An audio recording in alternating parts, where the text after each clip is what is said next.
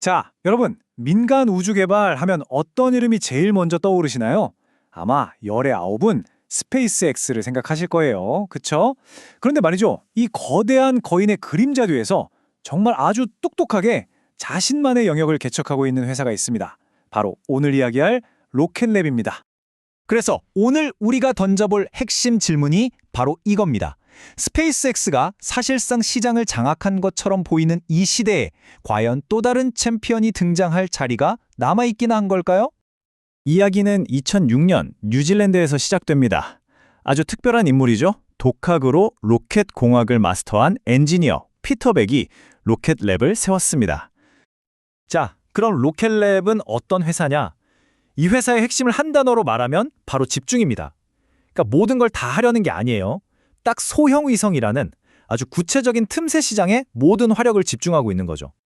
아니, 그러면 어떻게 이 작은 회사가 거대 기업들 사이에서 살아남을 수 있었을까요? 그 비밀이 바로 이들의 정밀 특송 전략에 있습니다. 스페이스X랑은 완전히 다른 게임을 하고 있어요.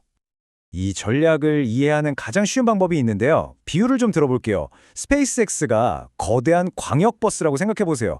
정해진 시간에 정해진 노선으로 수많은 위성들을 한꺼번에 실어 나르죠. 반면에 로켓랩은 뭐냐? 바로 오토바이 퀵 서비스 같은 거예요. 내가 원하는 바로 그 시간에, 내가 원하는 바로 그 장소로 내 작은 짐 하나만을 정확하게 배달해 주는 거죠. 이 퀵 서비스 모델의 장점이 여기서 드러납니다. 특히 속도와 정확성이 생명인 고객들, 예를 들어 정부나 군사기관 입장에선 어떨까요? 다른 위성들이랑 묶여서 몇 달씩 버스 출발을 기다릴 필요가 없는 거예요.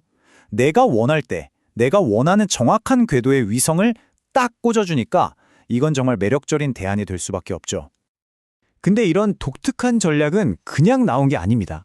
이 회사의 DNA, 즉 엔지니어 중심의 문화에서 비롯된 거죠. 이게 정말 재밌는 부분인데요. 창업자 피터백의 철학이 이렇습니다.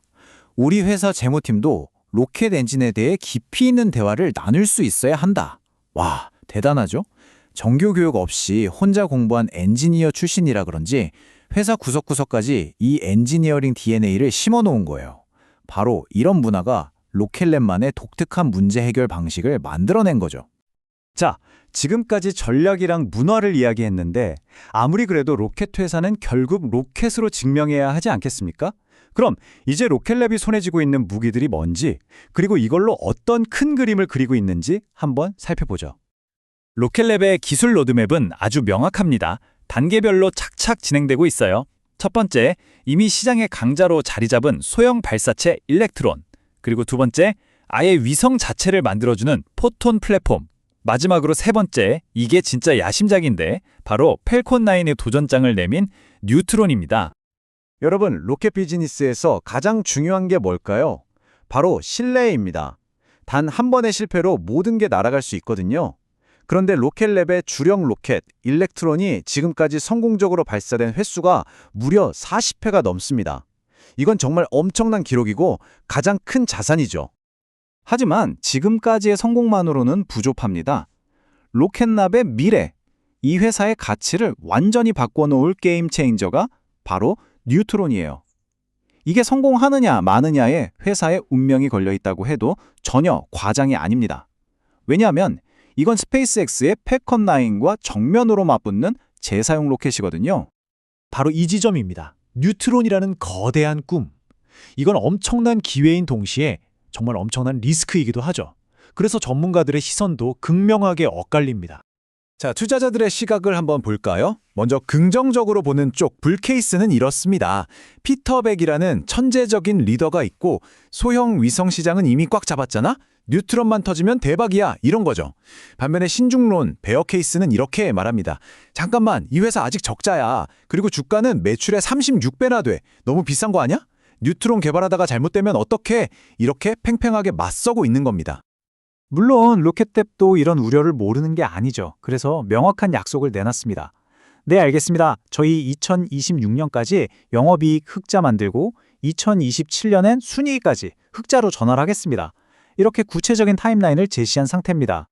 자, 그럼 이제 한 걸음 더 나아가서 로켓랩이라는 회사 하나를 넘어서 이 현상이 우주경제 전체에 대해 뭘 의미하는지 한번 생각해 보죠. 투자자들이 왜 이렇게 로켓 회사에 주목하는지 이 자료 하나로 설명이 됩니다. 골드만삭스의 예측인데요. 앞으로 5년 동안 새로 발사될 위성의 수가 자그마치 7만 개에 달할 거라고 합니다. 7만 개요? 통신, 지구관측, 국방부, 거의 모든 분야에서 위성 수요가 그야말로 폭발하고 있는 거죠.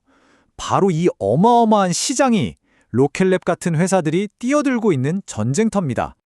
그래서 마지막으로 여러분께 이 질문을 던지면서 마무리하고 싶습니다. 미래의 우주라는 하늘은 과연 스페이스X라는 단 하나의 태양이 모든 것을 비추게 될까요? 아니면 로켓랩처럼 저마다의 빛을 내는 수많은 별들이 함께 반짝이는 그런 다채로운 은하계가 될까요? 이 질문에 대한 답을 찾아가는 과정이 바로 앞으로 우리가 보게 될 우주산업의 미래 그 자체가 아닐까 싶습니다.